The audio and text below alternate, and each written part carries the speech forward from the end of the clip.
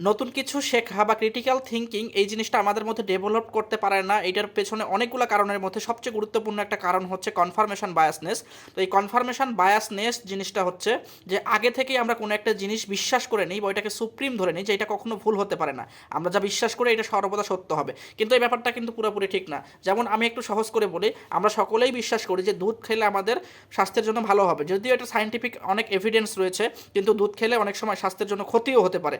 এই যে যদি এইটার পক্ষে যদি কোনো একজন ব্যক্তি লজিক দেয়, মানে আমরা যে কথাগুলো বিশ্বাস করি এইটার বিরুদ্ধে কোনো একটা ব্যক্তি যদি লজিক দেয়, আমরা তাকে সবসময় মনে করি বোকা, স্টুপিড এবং সে একটা গাধা মানুষ, আমরা তাকে ফলো করি না, বরং ব্লক করে দিই।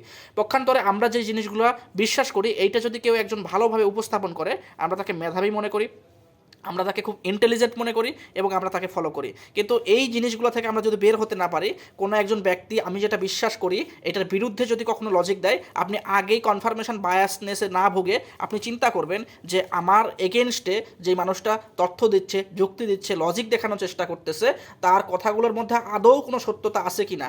আমি ভুল হতে পারি, আপনি ভুল হতে পারি, এই জিনিসটা আমাদের মধ্যে কিন্তু অবশ্যই থাকা খুব জরুরি, নইলে আমরা নতুন কিছু শিখতে পারবো না।